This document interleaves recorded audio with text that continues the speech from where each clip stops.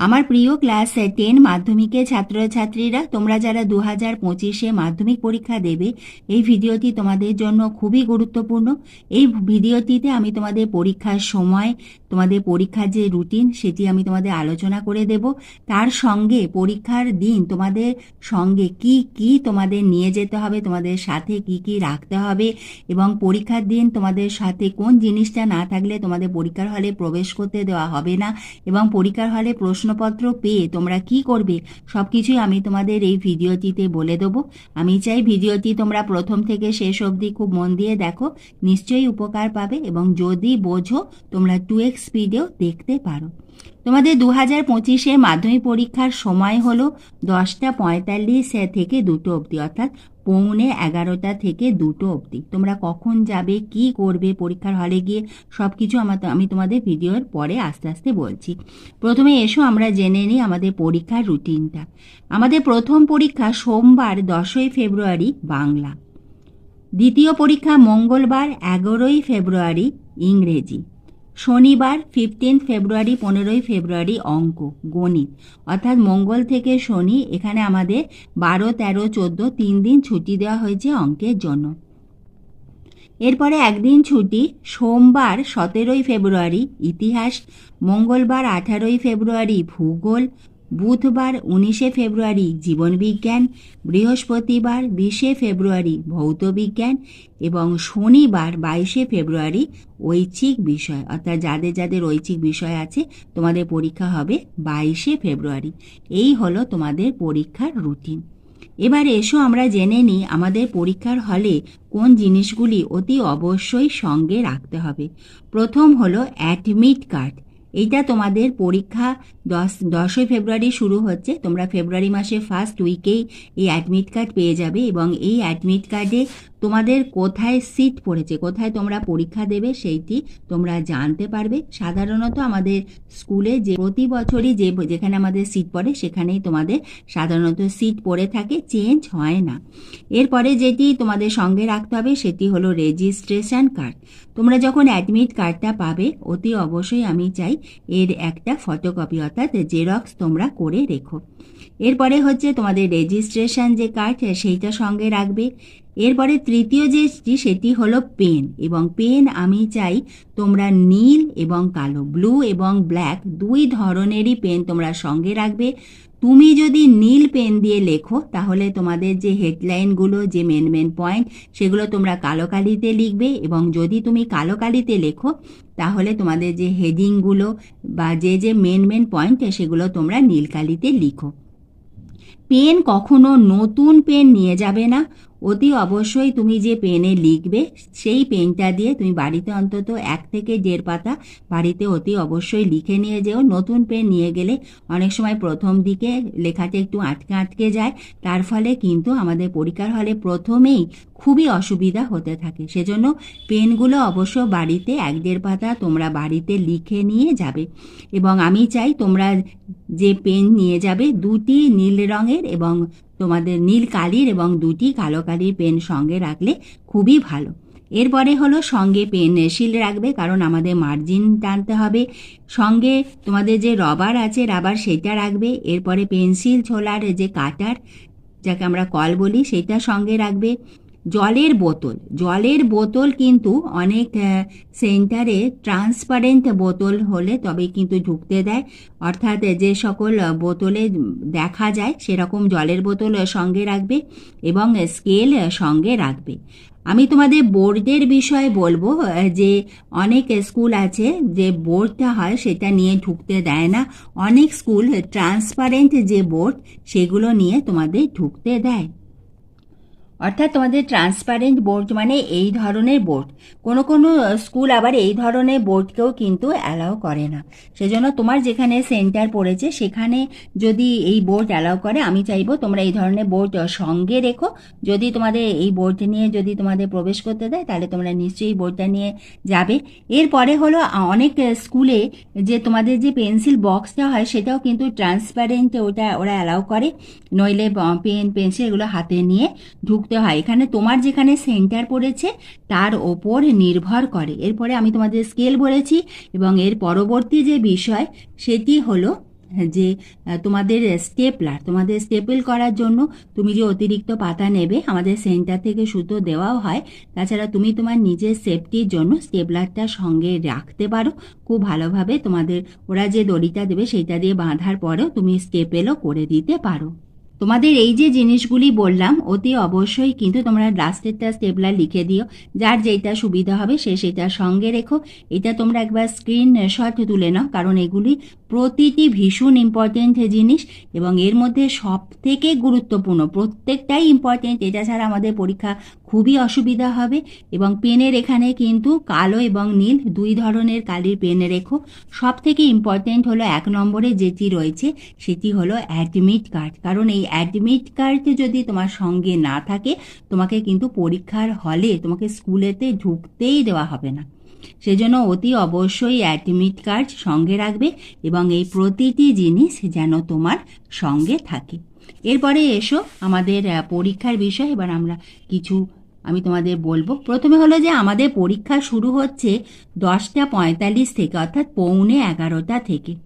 তোমাদের প্রথম দিন 10ই ফেব্রুয়ারি অতি অবশ্যই 10টা থেকে 10:15-র মধ্যে তোমরা স্কুলে চলে যেও এবং তার আগে তোমাদের স্কুলে যেখানে সেন্টার পড়েছে তার আগে তোমাদের গার্জেন যদি একবার দেখে আসতে পারেন বা তোমরা যদি দেখে আসতে পারো সেখানটা খুবই ভালো হয়। তো যদি তোমার চেনা স্কুল হয় কোনো অসুবিধে নেই।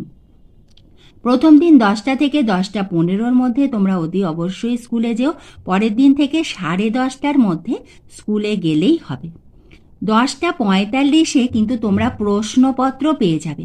এবার কোনো কোনো স্কুলে বা কোনো কোনো সেন্টারে 10:45-এ তারা খাতা এবং প্রশ্নপত্র একসঙ্গে দেয়, কোনো কোনো স্কুলেতে খাতাটা আগে দিয়ে দেয়। খাতা আগে দিলে তখন তোমাকে প্রথমে এই যে অ্যাডমিট কার্ড, সেই অ্যাডমিট কার্ড দেখে তোমার নিজের নাম, ওখানে যে বানান আছে তোমার নিজের নাম, রোল নাম্বার যখন লিখবে অতি অবশ্যই স্কুলের রোল নাম্বারটা লিখবে না, তোমাদের অ্যাডমিট কার্ডের রোল নাম্বার, এগুলো সকল জিনিসগুলো লিখবে এবং সেখানে তোমাদের বিষয় লিখতে হয়। এরপরে তোমাদের যে 10:45-এ তুমি যখন প্রশ্নপত্র পাবে, 10:45 থেকে 11টা এই 15 মিনিট তুমি শুধুমাত্র প্রশ্নপত্রটি পড়ার সময় পাবে এবং এই 15 মিনিট ভীষণ ইম্পর্টেন্ট, কারণ এই সময় তুমি যে প্রশ্নগুলি চুজ করবে তার ওপরই কিন্তু তোমার নম্বর নির্ভর করছে। আমি পরীক্ষার শেষ হবার পরে বাইরে বেরিয়ে অনেক ছাত্রছাত্রী মুখে শুনেছি যে ওই প্রশ্নটা লিখলে আমি হয়তো আরেকটু বেশি নম্বর পেতাম। বাবা, ওই প্রশ্নটা ছিল, ওইটা তো আমার জানা প্রশ্ন, আমি কেন দেখতে পেলাম না?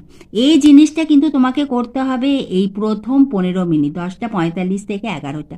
যে প্রশ্নগুলি তোমার জানা চেনা, আমি চাই তোমাদের সেভাবে অনেক সময় অনেক সেন্টারই দাগ দিতে দেয় না, তুমি পেন্সিলে ছোট ছোট করে দাগ দিয়ে দাও, কারণ আমাদের প্রশ্নপত্রে অনেক অর থাকে অথবা থাকে।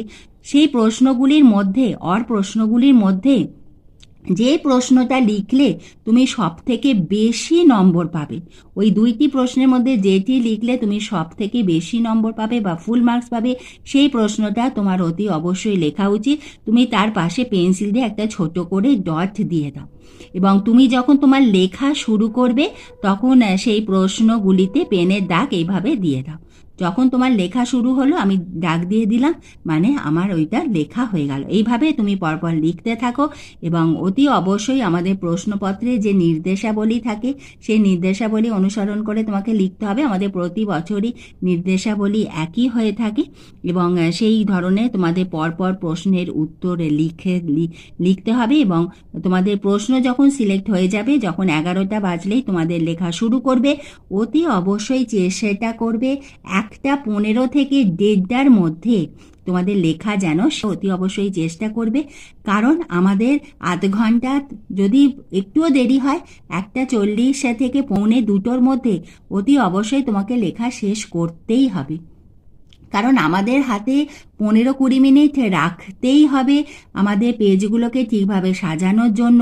আমরা প্রতিটি প্রশ্নের দাগ নম্বর ঠিক করে দিয়েছি কি, বিভাগগুলো ঠিক করে লিখেছি কি।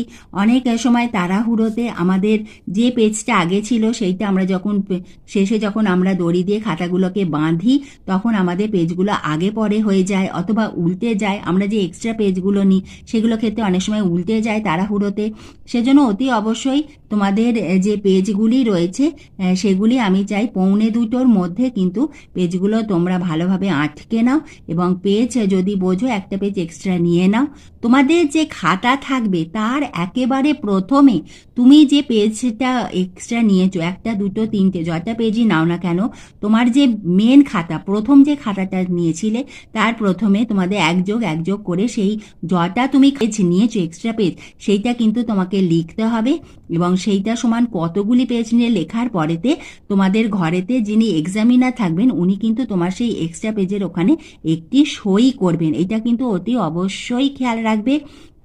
তুমি যে এক্সট্রা পেজগুলি নেবে সেখানে কিন্তু তোমার অ্যাডমিটের যে রোল নাম্বার আছে সেইটা অতি অবশ্যই লিখবে। নাম লিখলে খুবই ভালো হয়, নইলে অ্যাডমিটের রোল নাম্বার খুব ভালোভাবে লিখবে। ডাক নম্বর প্রত্যেকটা ভালোভাবে দেবে, এবং অতি অবশ্যই চেষ্টা করবে কাটাকুটি কম করতে। হাতের লেখা যে খুব পরিষ্কার দরকার হয় তা নয়, এক্সামিনার পড়তে পারলেই হলো, কিন্তু চেষ্টা করবে খাতাটি অপরিচ্ছন্ন না রাখতে, পরিষ্কার পরিচ্ছন্ন ফাঁকাভাবে রাখবে। এবং যখন লিখবে প্রত্যেকটা প্রশ্ন যেন বোঝা যায় যে এটা 1-এর প্রশ্ন, এটা 2-এর প্রশ্ন। যদি তোমার কোনো প্রশ্ন এখানে ধরো উত্তরটি শেষ হচ্ছে বড় প্রশ্নের ক্ষেত্রে, তারপরে তোমাদের এই এতটা গ্যাপ দিতে হবে। আমি যে অ্যাডমিট কার্ডটা লিখেছি এই এতটা, এখানে তোমরা একটা ধরো তোমাদের কোনো প্রশ্নের উত্তর এখানে শেষ হলো, তারপরে তোমরা এখানে পেন্সিল স্কেল দিয়ে একটা দাড়ি টেনে পরের প্রশ্নের উত্তর, আমি বড় প্রশ্নের ক্ষেত্রে বলছি 2 মার্কসের প্রশ্নেরও এখান থেকে লেখা শুরু করলে, কারণ আমাদের প্রথম যে প্রশ্ন আছে তার যে নাম্বারটা সেটা আমাদের এখানে লিখতে হয়। এছাড়া আমাদের জায়গা রাখলে আরেকটা সুবিধা হয় যে যদি আমাদের পরে কোনো পয়েন্ট মনে পড়ে আমরা এখানেও লিখতে পারি। সেজন্য এইভাবে তোমরা কিন্তু খাতায় লিখবে এবং এই সকল জিনিসপত্র সঙ্গে রাখবে। তোমাদের পরীক্ষা খুব ভালো হবে, এবং আমি চাই তোমরা টেস্ট পেপার পেয়েছো। এখন যদি তোমরা ঘড়ি ধরে 2.5 ঘন্টা সময় নিয়ে যদি এক একদিন এক একটি বিষয়ে যদি পরীক্ষা দিতে পারো তাহলে কিন্তু খুবই ভালো হবে। এতে বুঝতে পারবে যে তোমাদের হাতের স্পিড তোমাদের বাড়বে, তোমাদের কোনো জায়গাতে অসুবিধা হলে বুঝতে পারবে এইখানটা আমাকে আরেকবার রিভিশন করতে হবে, রিভাইজ করতে হবে। এবং এইভাবে তোমরা পড়াশোনা করো এবং তোমাদের প্রত্যেকের পরীক্ষা খুব ভালো হবে। তোমাদের সবার জন্য আমি এবং আমাদের সকলের চ্যানেল স্টাডি ফর এডুকেশনের পক্ষ থেকে রইল বেস্ট অফ লাক।